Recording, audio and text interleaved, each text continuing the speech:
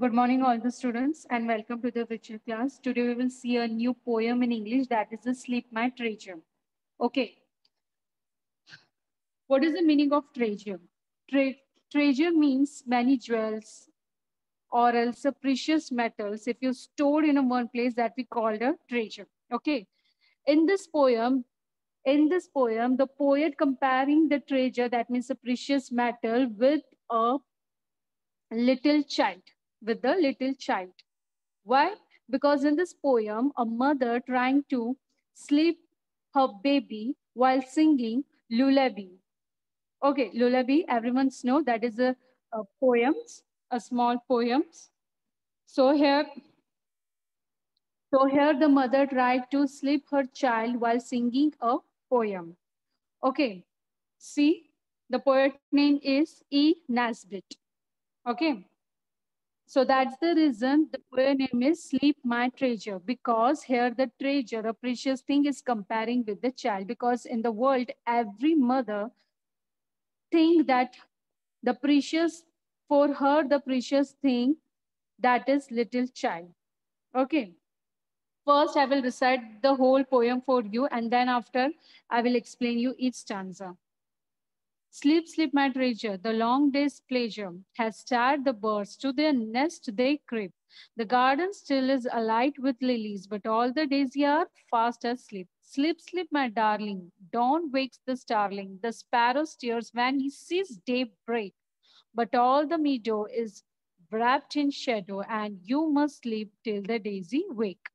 Okay, one more time. Sleep, sleep, my treasure. The long day pleasure has stirred the birds to their nest they creep. The garden still is alight with leaves, but all the daisy are fast asleep. Now, what is given in the first stanza? In the first stanza, the speaker in this poem is the baby's mother. The speaker in this poem is the baby's mother. So, mother trying to sleep her child. In this lullaby, the poet tells her precious little child to sleep. The precious little child to sleep, because in this poem, the speaker is the mother. Okay. So the precious thing is little child. So mother tried to sleep the child. She said that a long day of enjoyment has made the bird so tired. Long day pleasure. Pleasure, that means enjoyment. Enjoyment. So the long day of enjoyment has made the birds so tired, because the long day, in the early in the morning, we all should, all the living things is wake up, they do their work, their enjoyment, they play games, they do all the work, whatever they needed in their day-to-day life. So because of this, they become tired, and and then after they go slowly and quietly to their nest. Okay, they go slowly and quietly. Creep means, that means to move slowly and quietly. To move slowly and quietly, they have to back to their nest. So here, what the mother trying to say to their child, that she's trying to say to their child that the whole day the birds also enjoy a lot. Now they become tired. At the evening, they also back to their nest, move slowly and quietly. Because at the time is the because at the night is the time to back to your bed, need to sleep. Okay. The garden is still alive with lilies, but all the daisies are fast asleep. Now, what's the meaning of these three lines? The garden is still alight with lilies, and all the daisies are fast asleep. Students, there are the different kinds of flowers. Some flowers are blossom with the help of the sunlight, and some flowers are blossom at the night only.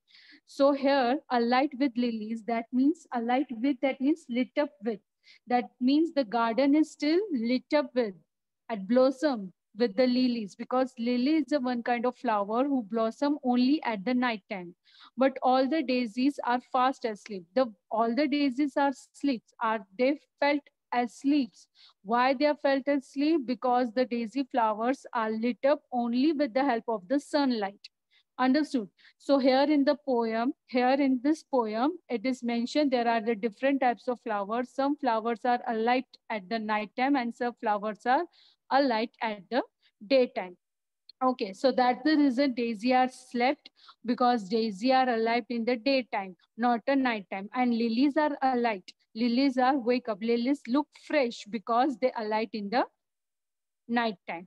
Okay, so in the first stanza, the mother the mother tells her precious child to sleep. She said the long day of enjoyment has made the birds so tired, so they go slowly and quietly to their nest. And the garden is still alight, lit up with the lilies, not the daisies, with the lilies. The daisies are all fast asleep because at the night time they have felt sleep. They lit up with the help of the sunlight. Okay, now let us see the second stanza. What is in the second stanza? Sleep, sleep, my darling. Dawn wakes the starling. The sparrow stirs when he sees daybreak, but all the meadow is wrapped in shadow, and you must sleep till the daisy wake. Now, what is in the second stanza? In the second stanza, the poet once again tells her darling to sleep. What is darling means what? The small baby, the small child. Against the poet tells her darling, that means a small child, to sleep. She said that though the dawn has woke up the starling. Here, dawn means what? Dawn means the early morning when the light first appear in the sky. Early morning when the light first appear in the sky. Okay, when you wake up early in the morning, before the sun rises, you can observe in your surrounding there is a light. That time period it is called a dawn. Okay, and the dawn is wake the starling. Because of that light, because of the first light appears in the sky, that light wakes up the starling. Now, what is this? The starling. Starling is a bird. Starling is a bird, and the sparrow moves slightly when he realizes it is a morning. Starling is a bird, a one kind of bird. Okay, is a one kind of bird. Because of that light, the starling wakes up, and the sparrow moves slightly when he realizes it's a morning time. Sparrow is also a bird, so they also start to wake up because they felt it's a morning time. But all the meadow, what is a meadow here? Meadow, it's a grassland, or you can say the garden.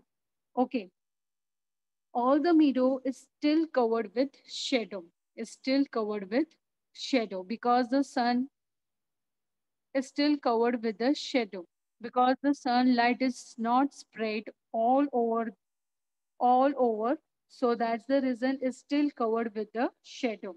Okay, the poet tells the baby to sleep till the daisy wake up. At the last line you can see, and you must sleep till the daisy wake up. You have to sleep till the daisy wake up, because when the daisies are wake up when the sunlight is spread on the daisy flowers, that time they start lit up or they wake up. So the here the mother is said to her child that you also have to be wake up till the daisies are wake up. That means when the whole the sun light bright shine is spread all over the world, at that time you have to wake up. Here, students, wrapped means what? Covered. Wrapped means covered. The meadow is covered with shadow. Okay, so this is about the poem Sleep My Treasure, which is a very short but a nice lesson. Okay, but a nice poem. This poem is shows the love and affection between the mother and the child. Okay, how much mother is caring and protecting towards her child. Because in this world, for the mother, the child is the most precious thing. As compared to other, the child is the more precious thing. No other things is as precious as compared to child. Okay, so this is about the poem. Let me see now the figure of speech.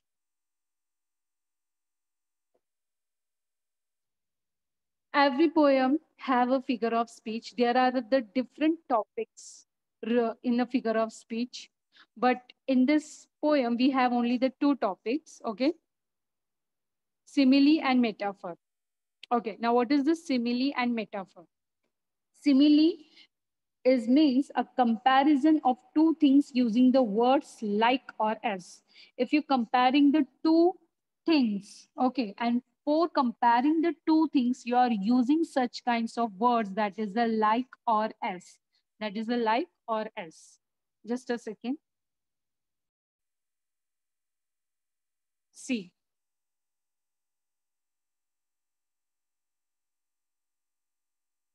you were as brave as lion.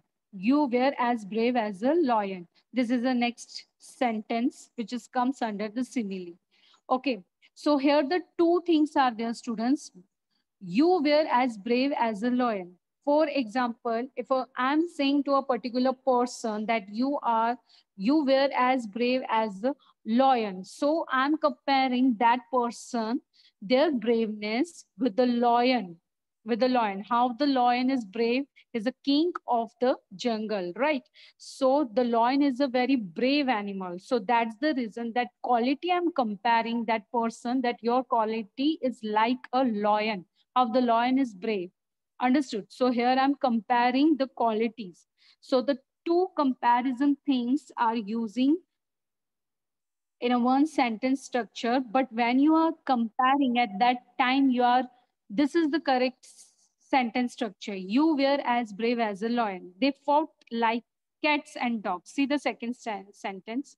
They fought like cats and dogs. That means that particular person, some groups of peoples, they are fighting with each other, but they, how they fight here, the comparison is there.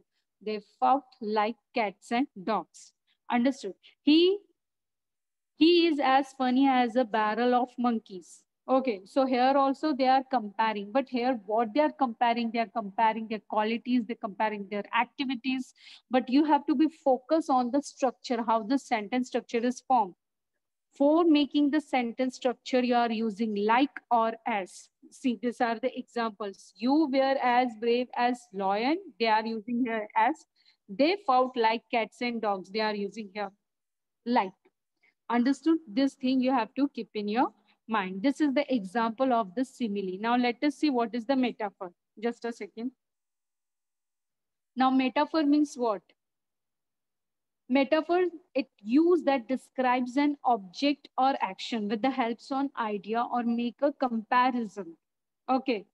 That describes an object or the action. Okay. With the helps of ideas or make a comparison. That is used to make a comparison between two things that aren't used like, okay, but do have something in common. They are not exactly the same, but their feelings, their actions are similar to each other. They are not exactly the same things. Understood? Students, don't be confused here that simile and the metaphor are the same thing. No, they are the different things. In a simile, you are comparing, okay, two things you are comparing, their qualities, their activities, and the sentence structure is different. For simile examples, if you written the sentence, you are use always like and as, the both the words you have to use. But for the metaphor, what is in the metaphor? Let's see one example. Her tears were a river flowing down her cheeks. This is one sentence. Her tears were a river flowing down her cheeks. Okay. Now, in this sentence, what the poet want to try to say, that her tears is overflow like a river flowing. This is a simple sentence. But if you are writing a poetic, okay, if you are using a poetic language, so you are make such kinds of sentences. Her tears were a river flowing down her cheeks. Okay, because this is the structure of poetic language. They are not using the proper simple sentence. They use a poetic sentence. They use the poetic words to express their feeling, to express the actions, to express the activity. Understood? So her tears were a river flowing down her cheeks. River flowing. So here the what the poet is doing. Here the poet comparing her tears with the river flowing, how the river is flowing waves were in a very huge amount, a lots of water. So exactly the poet want to say that she's crying, her tears is overflow from her eyes, is overflow. So that's the reason the poet is comparing the tears with the river flowing. Understood? Let us see the examples. Your friend George is just a big baby. Yeah, okay. So here George, your friend George, the George is comparing with the big baby. Why? Why a big baby? Because maybe the George habits, his behavior, it's like a big baby. Okay.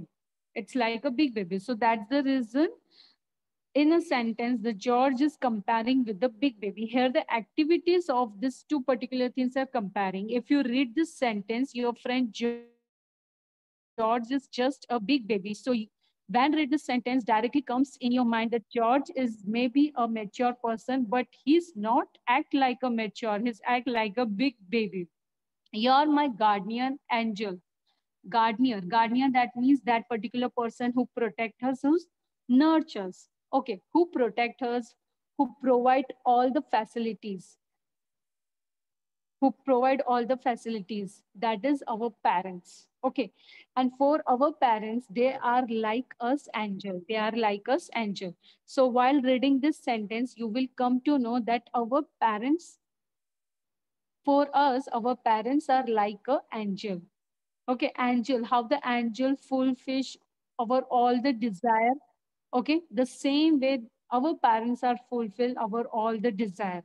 So here the guardian, that means the parents, is comparing with the angel. Understood? But the this thing is not properly mentioned here that my gardener I'm comparing with the angel, or my gardener is just like an angel. This is a simple sentence. This is the conversation sentences. But in a poetic language, when you write a poem in a poetic language, the poets are use such kinds of sentence who are comes under the poetic language body. Okay, so you are my gardener angel. Okay, this is just a one simple sentence. You are my guardian angel. So you have to think the gardener and angel. Angel means what? Angel those per um a per angel. A particular angel is a person. Angel is not a person. Angels are those who fulfill our wish with the magic, right? And guardian means our person who protector, who nurtures. So we are comparing to this thing because our parents have that quality like a angel. Understood? So this is all about figure of speech, simile, and metaphor. Okay, I hope you understand this lesson. Sorry, I hope you understand this poem with the figure of speech.